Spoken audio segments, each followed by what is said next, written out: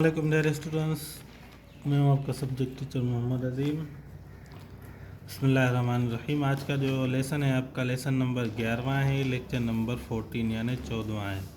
तो आज का जो लेसन है वो है सबसे बड़े इस्लामी शायर के ऊपर। तो सबसे बड़े इस्लामी शायर हमारी सदी में जिस शायर ने मुसलमानों को जो बेदार किया था वो डॉक्टर अल्लामा मोहम्मद इकबाल थे। तो ये सबक जो है ना उनके लिए लिखा गया है।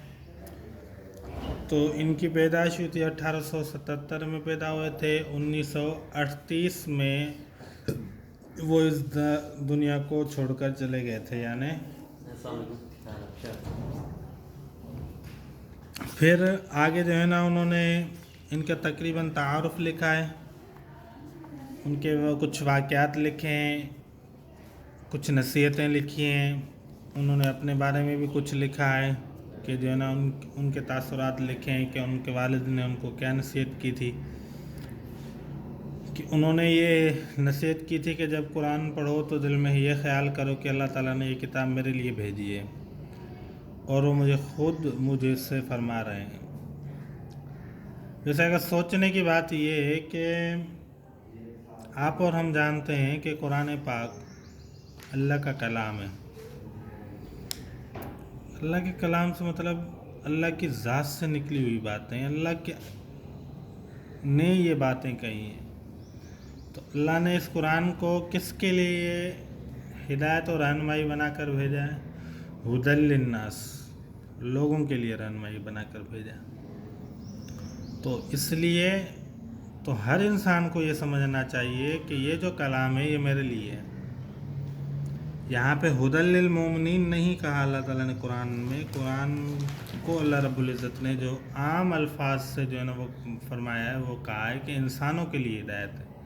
इंसान जो है ना मुस्लिम भी हो सकते हैं, काफिर भी हो सकते हैं, अल्लाह के मानने वाले भी हो सकते हैं, अल्लाह को न मानने वाले भी हो सकते हैं।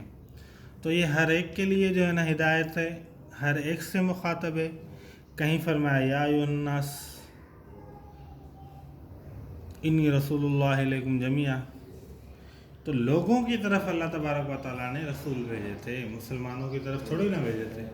नास मतलब आम लोगों की तरफ। बहरहाल ये हमारा मौजू नहीं है। बहरहाल इन्होंने जो बात की थी तो उसको समझाना जो है ना मकसद था कि ये सिर्फ अल्लामा इकबाल के लिए बात नहीं थी, ये हमारे लिए भी बात थी कि जो है ना हम जब कुरान पढ़ें तो उसका मतलब समझने की कोशिश करें और ये समझें कि अल्लाह रब्बुल इज़्ज़त हमसे कलाम कर रहे हैं, हमसे कह रहे हैं कि ऐसा ऐसा करो।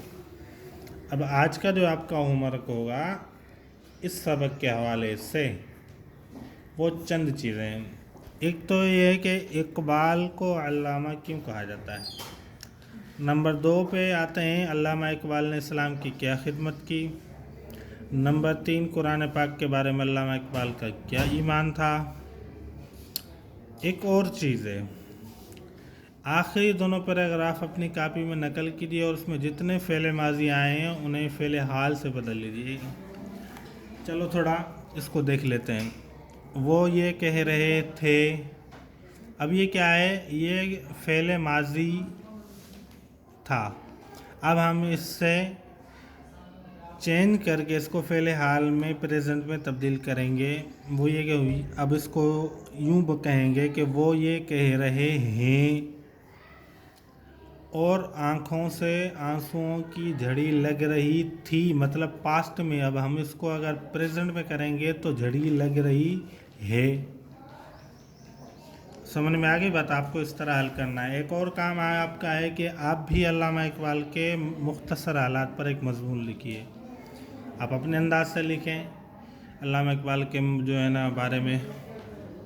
तो ये आपका होमवर्क है। इंशाल्लाह जो है ना हम नेक्स्ट लेक्चर में आगे मज़ीद पढ़ेंगे और इसको आप अच्छे तरीके से जो है ना हल करके दिखाइएगा और याद करके। अस्सलाम वालेकुम व रहमतुल्लाहि व बरकातहू।